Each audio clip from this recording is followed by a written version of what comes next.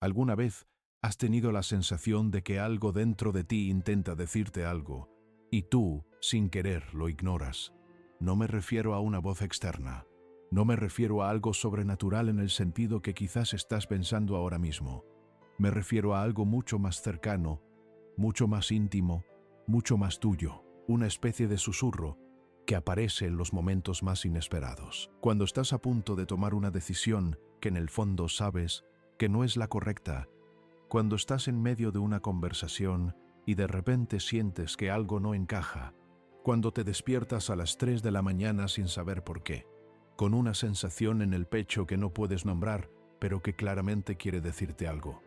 Ese susurro tiene un nombre, y hoy quiero que lo conozcas. Carl Jung, uno de los psicólogos más profundos que ha existido, dedicó toda su vida a estudiar precisamente eso. Esa voz interior que la mayoría de nosotros aprendemos a silenciar desde muy pequeños. Esa inteligencia que vive en las capas más profundas de nuestra mente y que, según Jung, no solo habla, sino que guía, advierte, sana y transforma. Jung la llamó el inconsciente, pero no como un almacén de recuerdos olvidados, no como un basurero psicológico donde van a parar las cosas que no queremos ver. No, para Jung, el inconsciente era algo vivo, algo dinámico, algo que tiene sus propios propósitos y que si aprendes a escucharlo, puede convertirse en el aliado más poderoso que jamás hayas tenido. Y hay algo que Jung descubrió que me parece absolutamente fascinante, algo que cambió mi manera de entender la mente humana y que, estoy seguro, también cambiará la tuya si te permites escucharlo con atención. Jung descubrió que el inconsciente no solo habla a través de los sueños, no solo a través de los síntomas, no solo a través de las emociones que no podemos explicar. El inconsciente habla a través de la mente misma, a través de los pensamientos que aparecen sin que los hayas convocado, a través de las intuiciones que llegan antes de que la razón haya tenido tiempo de procesar nada, a través de esas certezas inexplicables que sientes en el cuerpo antes de que tu cabeza haya formulado siquiera la pregunta. Y aquí viene algo que quiero que consideres con cuidado, porque sé que puede sonar extraño al principio. Jung, que era un hombre profundamente científico, pero también profundamente espiritual, llegó a decir que esa voz del inconsciente, esa inteligencia que vive en las profundidades de tu mente, no es solo tuya, es decir, no es únicamente el producto de tus experiencias personales, de tu historia, de tu familia, de tus traumas. Hay una dimensión de esa voz que trasciende al individuo, que conecta con algo más grande, algo que Jung llamó el inconsciente colectivo, y que algunos, dependiendo de su marco de referencia, llaman simplemente Dios. Ahora bien, no importa cómo lo llames tú, no importa si eres religioso o no, si crees en Dios o si esa palabra te genera resistencia, lo que importa es esto. Hay algo dentro de ti que sabe más de lo que crees saber. Hay algo dentro de ti que te habla. Y la pregunta que quiero que te hagas hoy, la pregunta que quiero que lleves contigo mucho más allá de este momento, es la siguiente. ¿Estás escuchando? Permíteme contarte algo que observé hace algunos años, en el contexto de mi trabajo acompañando a personas en procesos de transformación interior. Conocí a una mujer, la llamaré Elena, que llegó a mí en un estado que solo puedo describir como de agotamiento profundo. No era un agotamiento físico, aunque también estaba presente. Era ese agotamiento que se instala cuando llevas demasiado tiempo viviendo una vida que no es la tuya. Elena tenía todo lo que se supone que debería hacerla feliz. Una carrera exitosa, una relación estable, amigos, una familia que la quería. Y sin embargo, todas las mañanas se despertaba con una sensación de vacío que no podía explicar. Me dijo algo que nunca olvidé. Me dijo: siento como si hubiera una parte de mí que lleva años intentando decirme algo, y yo llevo años tapándola con trabajo, con planes, con ruido, y ahora esa parte está tan cansada de no ser escuchada que ha dejado de intentarlo. Y eso es lo que más me asusta. No el ruido, el silencio. Eso es exactamente lo que Jung describía cuando hablaba de la represión del inconsciente. No es que el inconsciente desaparezca cuando lo ignoramos, es que se vuelve más oscuro, más denso, más urgente, y cuando ya no puede hablar a través de los sueños, habla a través del cuerpo. Cuando no puede hablar a través del cuerpo, Habla a través de las crisis, de las rupturas, de esos momentos en que la vida parece derrumbarse sin razón aparente. Jung lo decía con una claridad que todavía me estremece. Lo que no se hace consciente se manifiesta como destino. Piensa en eso un momento. Lo que no se hace consciente se manifiesta como destino. ¿Cuántas veces has repetido el mismo patrón en tus relaciones sin entender por qué? ¿Cuántas veces has tomado una decisión que en el fondo sabías que era equivocada, pero algo en ti, algo que no podías controlar del todo, te llevó hacia ella de todas formas? ¿Cuántas veces has dicho, no sé por qué hago esto, o no sé por qué me pasa esto a mí siempre? Eso, precisamente eso. Es el inconsciente hablando a través del destino porque no le dejaste hablar a través de la conciencia. Y ahora quiero que te hagas una pregunta todavía más profunda. ¿Qué pasaría si empezaras a escuchar? Voy a explicarte algo que Jung descubrió y que, en mi opinión, es una de las ideas más revolucionarias de toda la historia de la psicología. Jung descubrió que la psique humana tiene una tendencia natural hacia la totalidad. Es decir, hay algo en nosotros que siempre está intentando integrarse, completarse, volverse más pleno.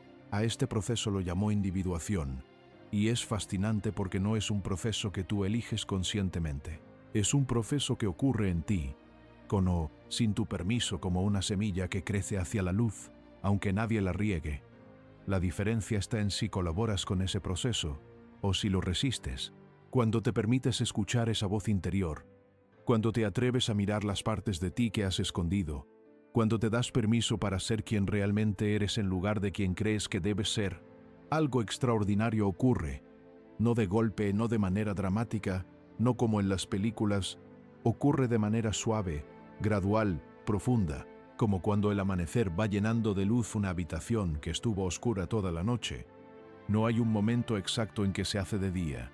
Simplemente en algún punto te das cuenta de que ya puedes ver, pero cuando resistes ese proceso, cuando te empeñas en vivir solo desde la superficie de ti mismo, desde la máscara que le presentas al mundo, desde las expectativas que otros tienen de ti, desde el miedo a lo que encontrarías si miraras hacia adentro, ese proceso no se detiene, solo se vuelve más doloroso, y entonces aparecen las crisis, las enfermedades, las relaciones que se destruyen, los vacíos que no puedes llenar con nada externo.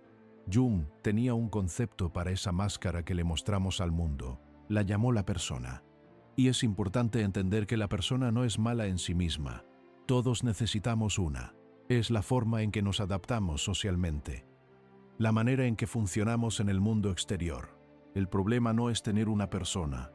El problema es confundirte con ella. El problema es olvidar que debajo de esa máscara hay algo mucho más rico, mucho más complejo, mucho más verdadero. Déjame preguntarte algo.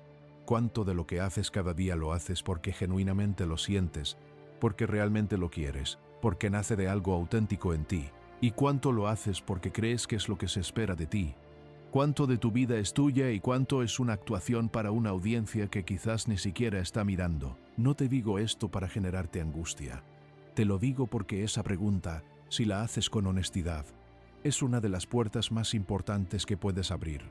Porque cuando empiezas a distinguir entre lo que es tuyo y lo que es la máscara, cuando empiezas a sentir la diferencia entre actuar y ser, algo se mueve en ti. Algo que llevaba mucho tiempo quieto empieza a despertar. Y eso, aunque al principio pueda sentirse incómodo, es exactamente lo que Jung llamaba el comienzo del proceso de individuación. Ahora bien, quiero hablarte de algo que es quizás el aspecto más difícil, pero también el más transformador de todo este proceso. Quiero hablarte de la sombra. La sombra, en la psicología junguiana, es todo aquello que existe en nosotros, pero que no queremos ver. No son solo las cosas malas, los impulsos oscuros, la agresividad, la envidia, la lujuria. La sombra también contiene cosas que son positivas, pero que por alguna razón aprendiste a suprimir.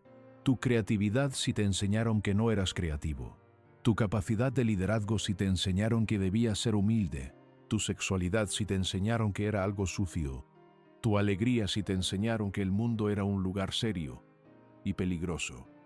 La sombra se forma desde la infancia. Cada vez que un niño expresa algo, y recibe como respuesta rechazo, vergüenza o castigo. Ese aspecto de sí mismo va siendo empujado hacia la oscuridad. No desaparece, simplemente deja de ser visible para el niño, y más tarde para el adulto en que ese niño se convierte. Pero sigue ahí, sigue actuando, sigue influyendo en las decisiones, en las reacciones, en los patrones relacionales, solo que ahora lo hace desde las sombras, sin que tú lo veas, sin que puedas elegir conscientemente. Y aquí está uno de los mecanismos más fascinantes y más dolorosos de la psique humana: la proyección. Cuando no puedes ver algo en ti mismo, cuando algo de tu sombra es demasiado amenazante para reconocerlo como tuyo, lo proyectas hacia afuera, lo ves en los demás. Eso que tanto te irrita de otra persona, eso que te genera una reacción desproporcionada, eso que no puedes tolerar en alguien cercano, muy probablemente tiene que ver con algo que no has podido mirar en ti mismo. Recuerdo haber trabajado con un hombre, lo llamaré Marcos, que llegó convencido de que su problema principal era que todos en su vida lo traicionaban. Su jefe, sus amigos, su pareja anterior. Tenía una narrativa muy clara: él era el bueno de la historia, y los demás siempre terminaban fallándole. Y yo lo escuché con atención, porque las historias que contamos sobre nosotros mismos siempre contienen verdad, pero también contienen sombra. Después de varios meses de trabajo, Marcos comenzó a ver algo que le costó mucho admitir.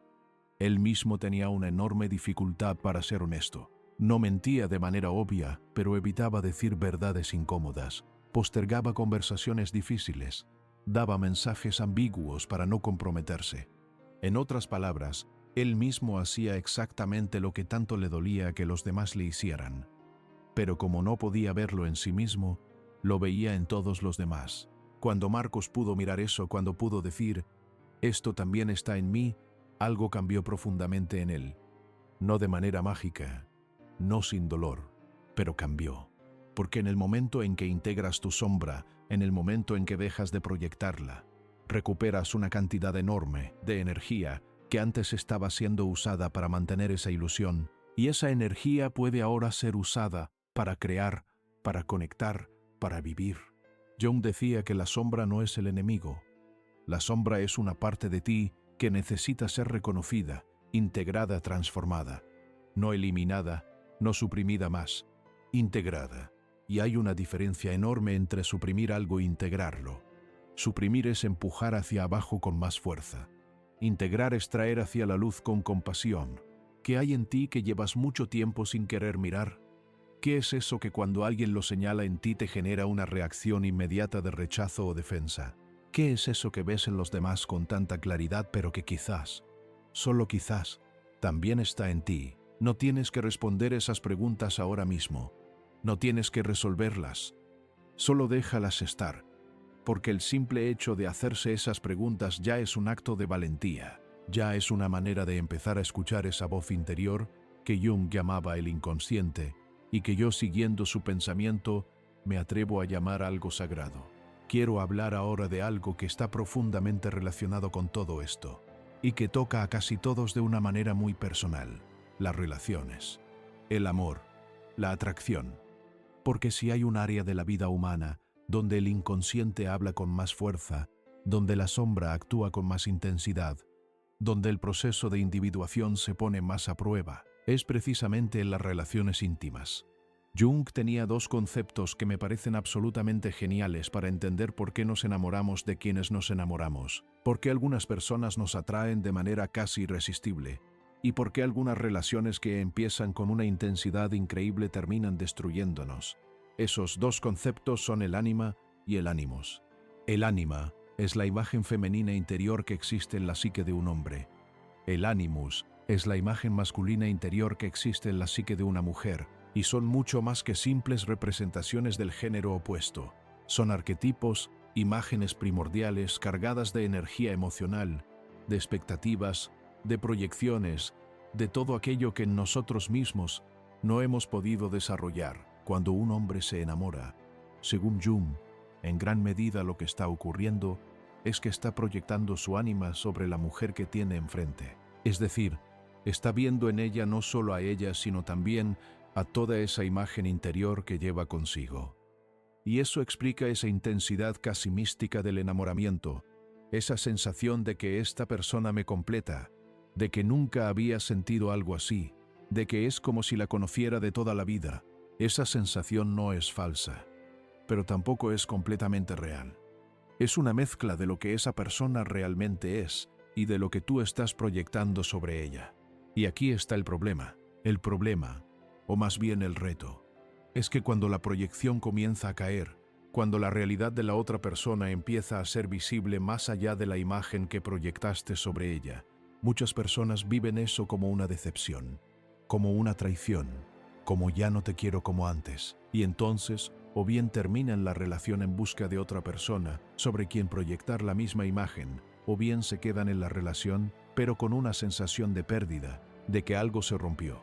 Pero Jung decía que ese momento en que la proyección cae, no es el fin del amor, es el comienzo del amor real. Porque solo cuando puedes ver a la otra persona como realmente es, con sus luces y sus sombras, con sus virtudes y sus limitaciones, con todo lo que es y todo lo que no es, solo entonces puedes amarla de verdad, no a tu imagen de ella, a ella. Y hay algo más. Jung decía que la atracción que sentimos hacia ciertas personas no es aleatoria.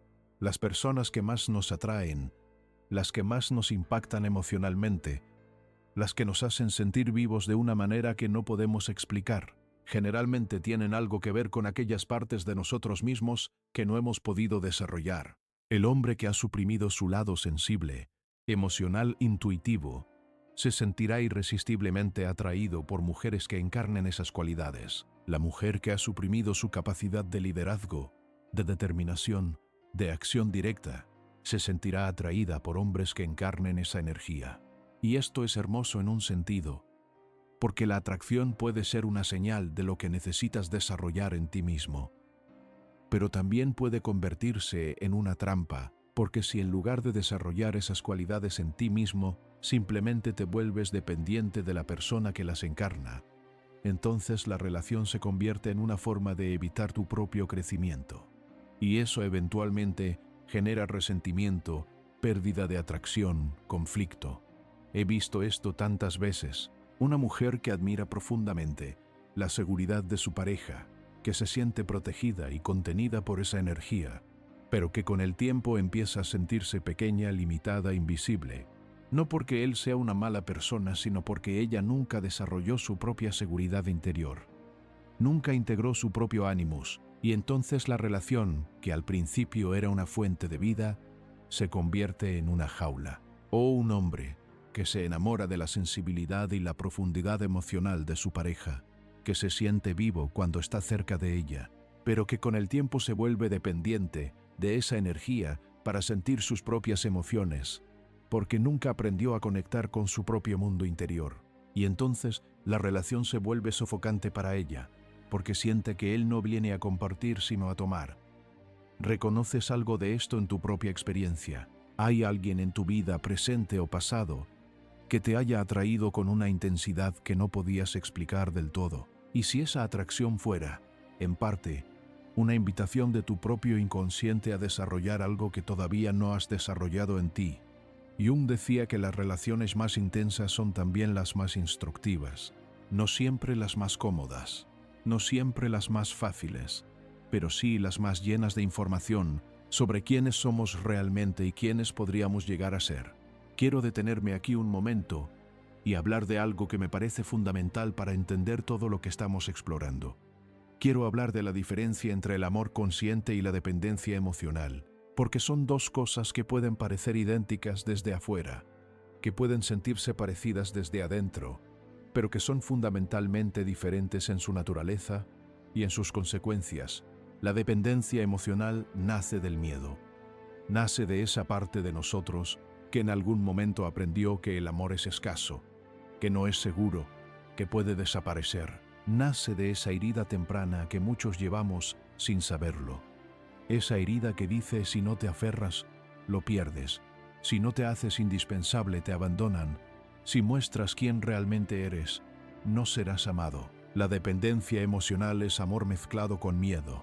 Y el miedo, tarde o temprano, distorsiona todo. El amor consciente, en cambio, nace de la plenitud, no de la ausencia de heridas, porque todos tenemos heridas, sino de haber comenzado a sanarlas. El amor consciente es el que puede decir, te elijo, y también podría vivir sin ti. No porque no te importe, sino porque tu bienestar no depende completamente de la presencia del otro. El amor consciente es el que puede ver al otro en su totalidad, no solo en lo que te da, y seguir eligiéndolo. Es el que puede sostener el conflicto sin que eso signifique el fin. Es el que puede dar espacio sin sentirlo como abandono. Y aquí está la paradoja más hermosa de todo esto. Para poder amar a alguien de verdad, primero tienes que ser capaz de amarte a ti mismo, no en el sentido superficial de la autoestima que se construye con logros o con la aprobación de los demás, sino en el sentido profundo de haber hecho las paces con quien eres, incluidas tus sombras, incluidas tus heridas, incluidas tus imperfecciones. Jung lo expresaba de esta manera: la relación que tienes con los demás no puede ser más profunda que la relación que tienes contigo mismo, porque todo lo que no has resuelto en tu interior lo llevas a tus relaciones. Todo lo que no puedes sostener en ti mismo lo exiges que el otro sostenga por ti. Y eso es demasiado peso para cualquier relación. Recuerdo a una persona, la llamaré Sofía, que llegó a mí después de una ruptura que la había devastado. Llevaba meses sin poder funcionar con normalidad, llorando a diario, incapaz de imaginar su vida sin esa persona. Y lo que me llamó la atención no fue la intensidad del dolor, que era completamente comprensible, sino algo que ella dijo casi de pasada.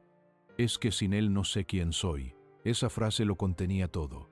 Sofía no había perdido solo una relación, había perdido la identidad que había construido dentro de esa relación, porque durante años había delegado en esa relación la tarea de decirle quién era, de darle valor, de darle sentido. Y cuando la relación terminó, no solo perdió al otro, se perdió a sí misma. El trabajo que hicimos juntos durante los meses siguientes no fue solo sobre la ruptura, fue sobre algo mucho más fundamental. ¿Quién es Sofía cuando no está siendo la pareja de alguien? ¿Qué quiere Sofía? ¿Qué siente Sofía cuando se permite sentir sin filtros? ¿Qué partes de Sofía habían sido silenciadas durante esa relación? Y quizás incluso antes de esa relación, y lo que fue emergiendo fue extraordinario. Una mujer con una sensibilidad artística que había abandonado porque su pareja no la valoraba, una capacidad de liderazgo que había suprimido porque en esa relación el rol de líder estaba ocupado, una voz propia, clara y poderosa, que había aprendido a bajar el volumen para no incomodar. Sofía no solo estaba recuperándose de una ruptura, estaba por primera vez en muchos años, empezando a conocerse a sí misma. Estaba comenzando, sin saberlo, su proceso de individuación, y esto me lleva a algo que quiero que consideres con mucha atención, porque creo que es uno de los regalos más inesperados que puede ofrecerte el dolor. El dolor, cuando se atraviesa con conciencia, cuando no se evita ni se suprime, sino que se mira de frente, tiene una capacidad extraordinaria para llevarte hacia partes de ti mismo, que de otra manera nunca habrías encontrado. No estoy romantizando el sufrimiento. No estoy diciendo que el dolor sea bueno en sí mismo. Estoy diciendo que el dolor, bien atravesado, puede ser una puerta. Jung lo decía de esta manera: no hay conciencia sin dolor. Y creo que hay una verdad profunda en eso, porque los momentos en que más hemos crecido, los momentos en que más hemos cambiado, en que más nos hemos conocido, raramente han sido los momentos de comodidad y de facilidad. Han sido los momentos de crisis, de ruptura, de pérdida, de confusión. Esos momentos en que el suelo se mueve bajo tus pies y ya no puedes seguir funcionando con los mismos esquemas de siempre. Esos momentos son incómodos, son dolorosos, pero también son, si los miras bien, momentos de una honestidad brutal. Momentos en que la vida te dice: lo que has estado haciendo ya no funciona, es hora de crecer. Y aquí volvemos al tema con el que empezamos. Esa voz interior, ese susurro del inconsciente, porque muchas veces, antes de que llegue la crisis, antes de que el suelo se mueva, esa voz ya había estado hablando, ya había estado enviando señales, pequeñas incomodidades que ignoramos, intuiciones que descartamos, sueños que no quisimos recordar, emociones que tapamos con actividad, con alcohol, con pantallas, con lo que fuera que nos ayudara a no sentir. Y entonces la crisis llega no como un castigo, sino como una consecuencia, como la manera que tiene el inconsciente de decirte, ya sin susurros, ya con toda su fuerza, necesito que me escuches. Quiero hablarte ahora de los sueños, porque me parece que es uno de los temas más fascinantes de toda la psicología junguiana y también uno de los más malentendidos. Jung consideraba los sueños como la vía regia, el camino real hacia el inconsciente.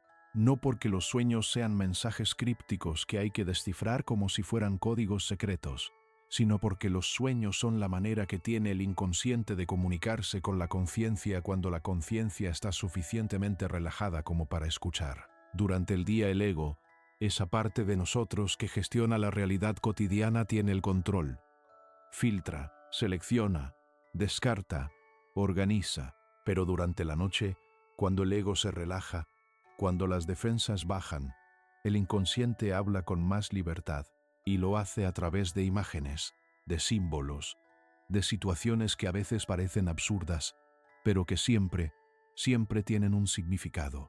Jung no creía en los diccionarios de sueños, en esas listas que dicen soñar con agua significa esto o soñar con volar significa aquello, porque para Jung el significado de un sueño no es universal, sino personal. El agua en el sueño de una persona que creció cerca del mar tiene un significado completamente diferente al agua en el sueño de alguien que casi se ahogó de niño. El contexto importa, la historia personal importa, la vida emocional del soñador importa. Lo que Jung sí decía es que los sueños siempre tienen una función, siempre están intentando hacer algo, compensar una actitud consciente demasiado unilateral, procesar una emoción que no pudo ser procesada durante el día, señalar algo que la conciencia está ignorando, preparar al soñador para algo que está por venir. Y hay algo que me parece particularmente hermoso en esto. Jung observó que cuando alguien está en un momento crucial de su proceso de individuación, cuando está a punto de dar un salto importante en su desarrollo interior, los sueños se vuelven especialmente vívidos, especialmente cargados de significado, como si el inconsciente supiera que este es un momento importante y quisiera asegurarse de que el mensaje llegue. ¿Recuerdas algún sueño que haya sido especialmente intenso, que se haya quedado contigo durante días o incluso años? ¿Algún sueño que hayas sentido que quería decirte algo pero que no supiste cómo leer? Quizás valga la pena volver a él con nuevos ojos, no para encontrar una respuesta definitiva, sino para preguntarte, ¿qué estaba pasando en mi vida en ese momento? ¿Qué estaba ignorando? ¿Qué me daba miedo mirar? Quiero explorar ahora algo que está íntimamente relacionado con todo lo que hemos estado hablando, y que tiene que ver con la energía, no en el sentido esotérico de la palabra, aunque respeto profundamente esas tradiciones, sino en el sentido psicológico, la energía psíquica, lo que Jung llamaba la libido, no en el sentido freudiano exclusivamente sexual, sino en un sentido mucho más amplio, la energía vital, la fuerza que impulsa todos los procesos psíquicos. Jung observó que la energía psíquica, como cualquier forma de energía, no desaparece, se transforma. Cuando suprimimos algo, cuando empujamos algo hacia la sombra, esa energía no desaparece, se queda atrapada en aquello que suprimimos, y eso tiene consecuencias prácticas muy concretas.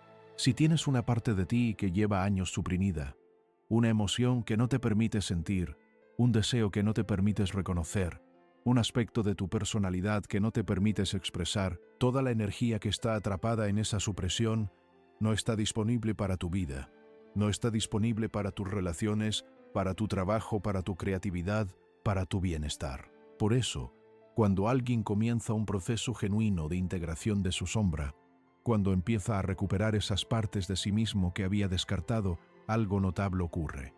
Hay un aumento de energía, una vitalidad que no estaba antes, una sensación de estar más vivo, más presente, más entero. No porque hayan desaparecido los problemas, sino porque hay más energía disponible para enfrentarlos. Y esto también explica algo que muchas personas experimentan, pero pocas entienden: el agotamiento que no tiene una causa física clara. ese cansancio profundo que no se resuelve con descanso, ese estado de apatía, de falta de motivación, de sentir que todo cuesta demasiado. Muchas veces, ese agotamiento no es físico, es el agotamiento de mantener una vida que no es la tuya, el agotamiento de suprimir lo que eres para ser lo que se espera de ti, el agotamiento de vivir desde la máscara y no desde el ser. He trabajado con personas que llevaban años tomando medicación para la depresión, que habían probado todo tipo de terapias, que habían hecho cambios en su dieta y en sus hábitos, y que sin embargo seguían sintiéndose vacías. Y en muchos casos, lo que faltaba no era una solución externa, lo que faltaba era el coraje de mirar hacia adentro, el coraje de preguntarse, ¿qué parte de mí he estado ignorando? ¿Qué quiere mi inconsciente que yo vea? Esto no es una crítica a los tratamientos médicos, que son necesarios y valiosos. Es una invitación a añadir una dimensión que a menudo se olvida, la dimensión del alma, en el sentido más profundo y más humano de esa palabra. Y hablando de alma, quiero volver a algo que mencioné al principio y que quiero desarrollar con más cuidado: la relación entre el inconsciente y lo que muchas tradiciones llaman Dios, o lo divino o lo sagrado, porque creo que es uno de los aspectos más profundos y más provocadores del pensamiento de Jung. Jung no era un hombre religioso en el sentido convencional, no seguía ninguna religión organizada, pero tampoco era ateo. Era algo diferente, algo más complejo y más interesante que cualquiera de esas dos categorías. Jung era un hombre que había tenido experiencias directas de algo que trascendía al ego, algo que no podía ser explicado completamente en términos racionales, y que había dedicado su vida a entender esas experiencias sin negarlas ni romantizarlas. Jung decía que el inconsciente colectivo, esa capa más profunda de la psique que es compartida por toda la humanidad, está poblado por arquetipos, y los arquetipos son imágenes primordiales, patrones de energía que se repiten en todas las culturas y en todos los tiempos: el héroe, la madre, el sabio, la sombra, el trickster, el self. Y el self, con S mayúscula, es quizás el arquetipo más importante de todos.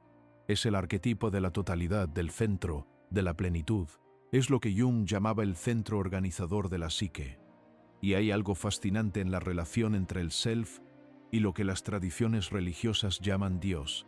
Jung observó que las imágenes del self, que aparecen en los sueños y en las visiones de las personas de todas las culturas, son extraordinariamente similares a las imágenes de lo divino que aparecen en las tradiciones religiosas. No idénticas, pero sí profundamente parecidas. Y su conclusión fue que quizás, solo quizás, lo que las religiones llaman Dios y lo que la psicología llama el self son dos maneras de nombrar la misma experiencia. La experiencia de contactar con algo en nosotros que es más grande que el ego, más sabio que la mente consciente, más completo que cualquier aspecto parcial de nuestra personalidad. No estoy diciendo que Dios sea solo una proyección psicológica. No estoy diciendo que la experiencia religiosa sea una ilusión. Estoy diciendo algo diferente, algo que creo que Jung también decía, que quizás la manera en que lo divino se manifiesta en la experiencia humana es precisamente a través de la psique, a través de esa voz interior, a través de esas intuiciones que llegan sin que las hayas convocado, a través de esos sueños que te cambian, a través de esos momentos de gracia en que de repente ves con claridad algo que antes estaba oscuro. ¿Qué pasaría si la próxima vez que tengas una intuición fuerte, la próxima vez que algo en ti te diga, esto no está bien, o esto es lo que necesitas hacer, en lugar de descartarla con la razón, te detuvieras un momento y la escucharas? ¿Qué pasaría si tratases esa voz no como un obstáculo, sino como un aliado? No como algo que hay que superar, sino como algo que hay que comprender. Jung tenía una frase que me parece absolutamente fundamental: quien mira hacia afuera sueña, quien mira hacia adentro despierta. Y creo que esa frase contiene una de las verdades más importantes de toda la psicología humana. Vivimos en una cultura que constantemente nos invita a mirar hacia afuera, a buscar la felicidad en el siguiente logro, en la siguiente relación, en el siguiente producto, en la siguiente experiencia. ¿Y hay algo de valor en todo eso? Por supuesto. Pero si nunca miras hacia adentro, si nunca te detienes a preguntarte quién está mirando, Si nunca te preguntas qué hay en las profundidades de tu propia mente, entonces estás viviendo en la superficie de ti mismo. Estás soñando tu vida en lugar de vivirla. Despertar, en el sentido junguano, no es un evento dramático. No es una iluminación súbita. Es un proceso gradual, a veces doloroso, siempre transformador. Es el proceso de ir conociendo más y más de ti mismo, incluyendo las partes que no te gustan, incluyendo las contradicciones, incluyendo todo aquello que no encaja en la imagen que tienes de ti mismo. Es el proceso de ir siendo cada vez más tú, en el sentido más pleno y más auténtico de esa palabra. Y en ese proceso la relación contigo mismo se vuelve la relación más importante de tu vida, no en un sentido narcisista, no en el sentido de que los demás no importan, sino en el sentido de que todo lo que das a los demás, todo lo que puedes ofrecer en una relación, en tu trabajo, en tu creatividad, en tu vida, nace de lo que hay en ti. Y si lo que hay en ti está fragmentado, suprimido, ignorado, entonces lo que das también estará fragmentado.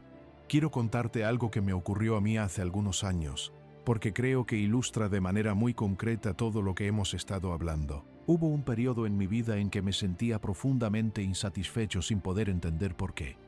Tenía todo lo que había buscado: trabajo significativo, relaciones cercanas, salud, y sin embargo, había algo que faltaba.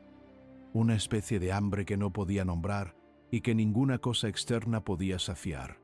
Empecé a prestar atención a mis sueños, algo que había descuidado durante años, y lo que encontré fue sorprendente. Una y otra vez aparecía en mis sueños una figura que yo no reconocía conscientemente, pero que sentía como profundamente familiar. Una figura que en los sueños siempre estaba haciendo algo que yo nunca hacía en mi vida cotidiana.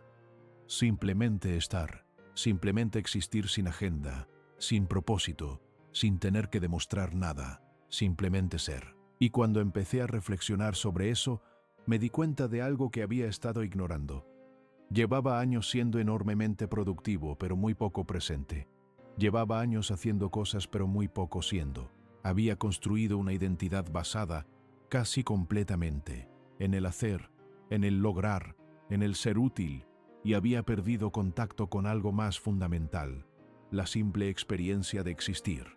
Esa figura en mis sueños era, en el lenguaje de Jung, una manifestación del self. Era mi inconsciente mostrándome lo que me faltaba. Era esa voz interior diciéndome con la paciencia infinita que tiene el inconsciente, que había algo importante que estaba ignorando. Cuando empecé a hacer cambios, cuando empecé a crear espacio para simplemente estar, para caminar sin destino, para leer sin propósito, para estar con las personas que amaba sin estar pensando en lo siguiente que tenía que hacer, algo cambió. No de golpe y no dramáticamente, pero cambió. Esa hambre empezó a calmarse. No porque hubiera encontrado una respuesta, sino porque había empezado a escuchar la pregunta. Y eso, creo, es lo más importante que puedo decirte hoy. No que tengas respuestas, sino que empieces a escuchar las preguntas que tu propia psique te está haciendo. Quiero hablar ahora de algo que está muy relacionado con todo esto y que tiene que ver con el magnetismo personal, con esa cualidad que tienen ciertas personas de atraer a los demás, de generar confianza, de inspirar confianza, de conectar profundamente. Porque creo que hay una relación directa entre ese magnetismo y el proceso de individuación del que hemos estado hablando. Cuando ves a alguien que tiene esa cualidad, esa presencia que hace que cuando entra a una habitación algo cambia, esa capacidad de conectar con los demás de manera genuina y profunda, ¿qué es lo que estás viendo? Muchas personas piensan que es carisma, que es una cualidad innata que algunos tienen y otros no, pero yo creo que es algo diferente. Creo que lo que estás viendo es a alguien que está siendo genuinamente él mismo, alguien que no está actuando, que no está tratando de impresionar, que no está gestionando su imagen, alguien que simplemente está presente, completo, auténtico, y eso atrae profundamente, porque en un mundo lleno de máscaras, la autenticidad es extraordinariamente magnética, porque algo en nosotros reconoce la verdad cuando la ve, aunque no podamos articular exactamente qué es lo que estamos reconociendo. Jung llamaba a esto la integración del self. Cuando alguien ha avanzado en su proceso de individuación, cuando ha integrado partes significativas de su sombra, cuando ha dejado de depender de la aprobación externa para saber quién es, cuando ha encontrado un centro interior estable, esa persona irradia algo que es muy difícil de fingir. Irradia presencia, irradia autenticidad, irradia lo que en las tradiciones espirituales se llama a veces simpleza o humildad, no en el sentido de pequeñez, sino en el sentido de no tener nada que probar. Y esto tiene implicaciones directas para las relaciones, porque las personas que más atraen a los demás no son las que más intentan atraer, son las que menos necesitan hacerlo, son las que están tan cómodas siendo quienes son, que no necesitan la validación del otro para sentirse completas. Y paradójicamente, eso es exactamente lo que genera la mayor atracción. ¿Has notado alguna vez cómo la desesperación aleja y la indiferencia atrae? No la indiferencia real, que es fría y desconectada, sino esa indiferencia que nace de la plenitud, de saber que estás bien con o sin la aprobación del otro, esa cualidad que en inglés se llama a veces detachment, y que no tiene una traducción perfecta al español, pero que podría llamarse desapego sereno. Ese desapego no es distancia emocional, no es no sentir. Es sentir plenamente pero sin aferrarse. Es poder amar sin necesitar controlar. Es poder dar sin esperar recibir exactamente lo que diste.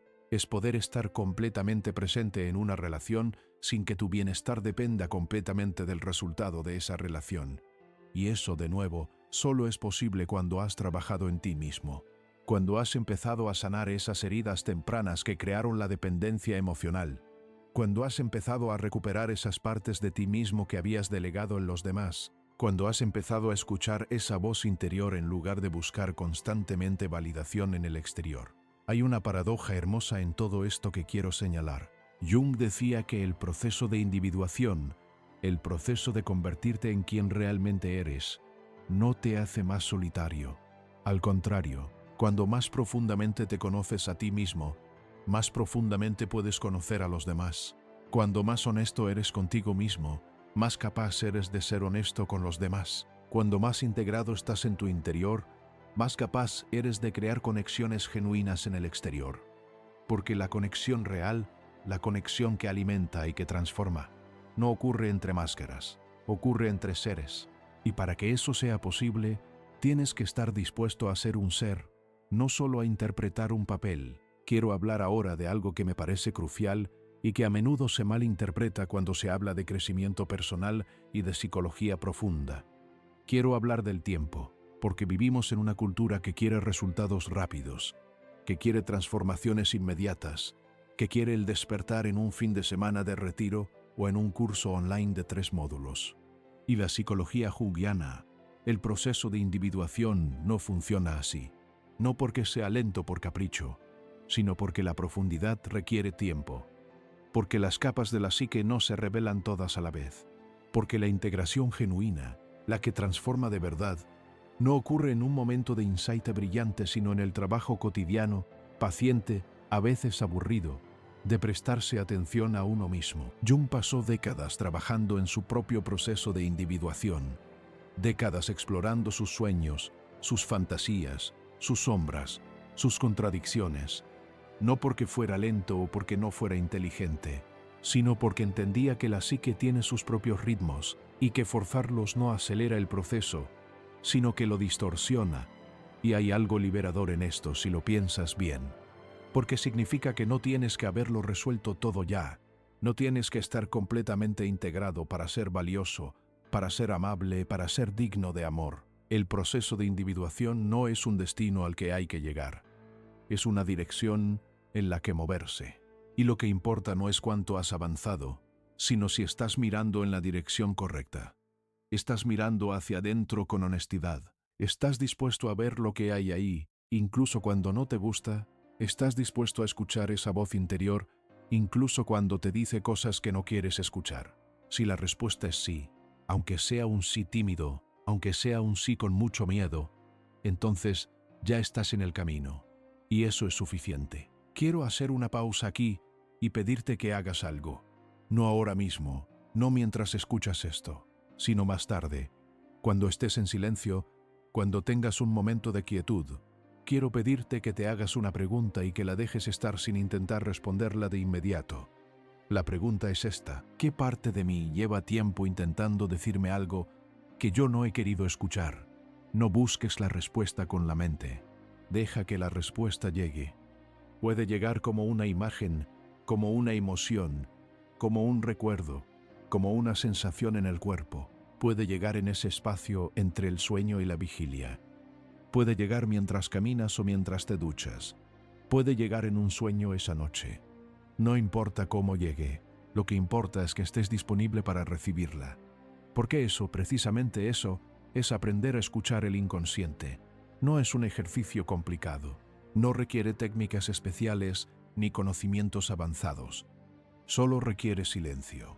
Solo requiere disposición.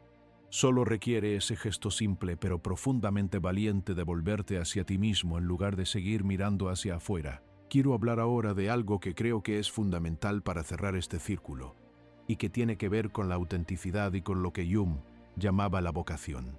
Porque hay una dimensión del proceso de individuación que va más allá de la psicología personal, que va más allá de sanar heridas o integrar sombras. Hay una dimensión que tiene que ver con el propósito, con aquello para lo que estás aquí, con lo que solo tú puedes ofrecer al mundo. Jung creía que cada persona tiene algo único que aportar, no en el sentido grandilocuente de tienes una misión especial en el universo, sino en el sentido muy concreto de que hay algo en ti, una combinación particular de talentos, de sensibilidades, de experiencias, de perspectivas que no existe en ningún otro ser humano de la misma manera, y que cuando vives desde ese lugar, cuando expresas esa singularidad, no solo eres más feliz tú, contribuyes algo al mundo que de otra manera no existiría. Pero esa singularidad, esa vocación en el sentido más profundo, no se encuentra mirando hacia afuera, no se encuentra siguiendo las tendencias, siguiendo lo que otros hacen, siguiendo las expectativas de tu familia o de tu cultura. Se encuentra mirando hacia adentro, se encuentra escuchando esa voz que te dice: esto me importa, esto me mueve, esto me hace sentir vivo. Esa voz que a veces es tan pequeña, tan fácil de ignorar, pero que cuando la escuchas tiene una claridad que ninguna otra cosa tiene. Y hay algo importante aquí que quiero señalar. Esa vocación no siempre es glamorosa, no siempre se presenta como algo grandioso o reconocido socialmente. A veces es simplemente la manera en que cuidas a las personas que amas. A veces es la manera en que haces tu trabajo, con una presencia y una atención que va más allá de lo que se te pide. A veces es la manera en que creas, aunque nadie más lo vea. A veces es simplemente la manera en que estás presente en el mundo, con una honestidad y una profundidad que hace que las personas a tu alrededor se sientan más vistas, más comprendidas, más vivas. La vocación, en el sentido junguaiano, no es lo que haces, es cómo lo haces. Es desde dónde lo haces, es si lo haces desde tu ser más auténtico o desde el miedo y la expectativa. Y aquí está la conexión más profunda de todo lo que hemos estado explorando hoy. Cuando vives desde tu ser más auténtico, cuando escuchas esa voz interior, cuando integras tu sombra, cuando amas conscientemente, cuando te permites ser quien realmente eres, algo ocurre que trasciende la psicología personal. Algo ocurre que se siente. Y solo puedo describirlo así, como una alineación, como si las piezas encajaran, como si hubiera una coherencia entre lo que eres, lo que haces y lo que sientes. Y esa coherencia, esa alineación, es lo que muchas tradiciones espirituales describen como gracia, como estar en el Tao, como estar en la voluntad de Dios. No estoy diciendo que sean lo mismo, estoy diciendo que quizás apuntan en la misma dirección. Que quizás esa voz interior que Jung llamaba el inconsciente, esa inteligencia que vive en las profundidades de tu psique y que te habla a través de los sueños, de las intuiciones, de las emociones, de los síntomas, de las crisis, es también la manera en que algo más grande que tú, llámalo como quieras, se comunica contigo. Y si eso es posible, si hay aunque sea una probabilidad de que esa voz interior sea también una voz sagrada, entonces ignorarla no es solo un error psicológico, es algo más profundo, es una forma de sordera ante lo más importante que existe. ¿Cuándo fue la última vez que te sentaste en silencio, sin teléfono, sin música, sin ningún estímulo externo y simplemente escuchaste? No a los pensamientos que pasan como trenes por la superficie de tu mente, sino a algo más profundo, a ese silencio que hay debajo del ruido, a esa presencia que hay debajo de los pensamientos, a esa inteligencia que está siempre ahí, esperando que te vuelvas hacia ella. Jung lo hacía de manera sistemática. Tenía una práctica que llamaba imaginación activa, que era básicamente un diálogo con el inconsciente. Se sentaba, se aquietaba y dejaba que las imágenes del inconsciente emergieran, y luego dialogaba con ellas, no como si fueran alucinaciones, no como si fueran realidades externas, sino como lo que eran, partes de su propia psique que tenían algo importante que decirle. No tienes que hacer imaginación activa para empezar a escuchar tu inconsciente. Puedes empezar de maneras mucho más simples. Puedes empezar por prestar atención a tus sueños, aunque sea solo a los que recuerdas al despertar. Puedes empezar por notar tus reacciones emocionales, especialmente las que parecen desproporcionadas, porque esas siempre tienen raíces más profundas de lo que parece. Puedes empezar por hacerte preguntas honestas sobre tus patrones relacionales, sobre lo que te atrae y lo que te repele, sobre lo que te genera envidia o admiración intensa, porque todo eso es información sobre tu mundo interior.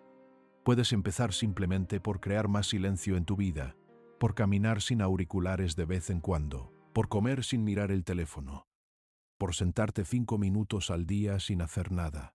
Esos pequeños espacios de quietud son las grietas por las que la luz del inconsciente puede filtrarse. Y quiero decirte algo que me parece importante, algo que a veces se olvida cuando se habla de psicología profunda y de trabajo interior. Este trabajo no tiene que ser pesado, no tiene que ser siempre serio y solemne. El inconsciente también habla a través de la alegría, a través de lo que te hace reír de verdad, a través de lo que te hace sentir ligero, a través del juego, de la creatividad espontánea, de esos momentos en que pierdes la noción del tiempo porque estás completamente absorto en algo que amas. Jung hablaba del puera aeternus, el eterno niño, como un arquetipo importante, y aunque en su aspecto negativo puede representar la incapacidad de comprometerse, de madurar, de asumir responsabilidades, en su aspecto positivo representa algo que no debemos perder: la capacidad de asombro, la apertura a lo nuevo, la disposición a jugar, a explorar, a no tenerlo todo resuelto. Hay una parte de ti que todavía sabe jugar, hay una parte de ti que todavía se asombra, hay una parte de ti que todavía tiene preguntas genuinas sobre el mundo y sobre sí mismo, no como un problema a resolver, sino como un misterio a explorar. Esa parte es preciosa. Cuídala. No la entierres bajo el peso de la seriedad adulta y de la necesidad de tenerlo todo bajo control. Quiero ir llegando al final de esta conversación, aunque final no es la palabra correcta, porque lo que espero es que esto sea un comienzo. Quiero dejarte con algunas reflexiones que espero que lleves contigo. La primera es esta: tu inconsciente no es tu enemigo, no es algo que hay que controlar o suprimir. Es una parte de ti, quizás la parte más sabia, más antigua, más profunda, y tiene algo que decirte. Siempre ha tenido algo que decirte. La pregunta es si estás dispuesto a escuchar. La segunda es esta: tus relaciones son espejos. Todo lo que te genera una reacción intensa en los demás, ya sea admiración, irritación, envidia, fascinación, tiene que ver con algo en ti. No siempre con lo mismo, no siempre de la misma manera, pero siempre hay una conexión. Y explorar esa conexión con honestidad y con compasión es uno de los caminos más directos hacia el autoconocimiento. La tercera es esta: el dolor tiene información. Pero cuando se atraviesa con conciencia, cuando no se huye de él, sino que se le mira de frente con la pregunta ¿qué me estás intentando enseñar?, el dolor puede convertirse en uno de los maestros más poderosos de tu vida. La cuarta es esta: el proceso de convertirte en quien realmente eres no tiene un punto de llegada. Es un proceso continuo, que dura toda la vida. Y eso no es una mala noticia. Es una noticia extraordinaria, porque significa que siempre hay más que descubrir, siempre hay más profundidad disponible, siempre hay más vida posible.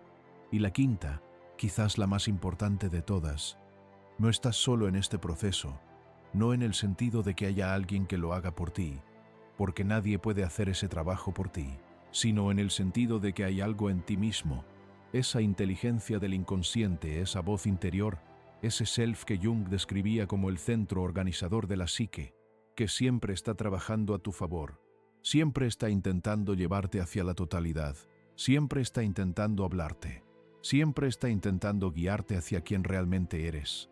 Llámalo inconsciente, llámalo self, llámalo intuición, llámalo Dios. Si esa palabra resuena contigo, el nombre no importa tanto como la disposición a escuchar, porque al final, y esto es lo que más me importa dejarte hoy, al final la vida más plena, la relación más profunda, el amor más real, el propósito más verdadero, todo eso nace del mismo lugar, de la valentía de mirarte a ti mismo, de la disposición de escuchar lo que hay en las profundidades de tu propia mente, de la honestidad de ver no solo lo que quieres ver, sino todo lo que hay, y de la compasión de amar todo eso, incluso las partes que no te gustan, incluso las sombras, incluso las contradicciones. Eso es lo que Jung llamaba individuación. Eso es lo que las tradiciones espirituales llaman, con diferentes nombres, el camino hacia la plenitud. Y eso es lo que yo, modestamente, llamaría simplemente aprender a ser tú. Antes de que termines de escuchar esto, quiero pedirte que te quedes un momento en silencio, no mucho, solo un momento. Y en ese silencio quiero que te hagas una sola pregunta. No tienes que responderla ahora, no tienes que tener la respuesta nunca, si no llega, pero sí quiero que la hagas con toda la honestidad de la que seas capaz, que la hagas como si fuera la pregunta más importante que puedes hacerte. La pregunta es esta: ¿qué parte de mí he estado ignorando? No la parte que quieres mostrar al mundo, no la parte que has trabajado y pulido, y que estás orgulloso de ser. La otra parte, la que has empujado hacia la oscuridad, la que te da vergüenza, la que te da miedo, la que no encaja en la imagen que tienes de ti mismo, la que lleva años intentando decirte algo.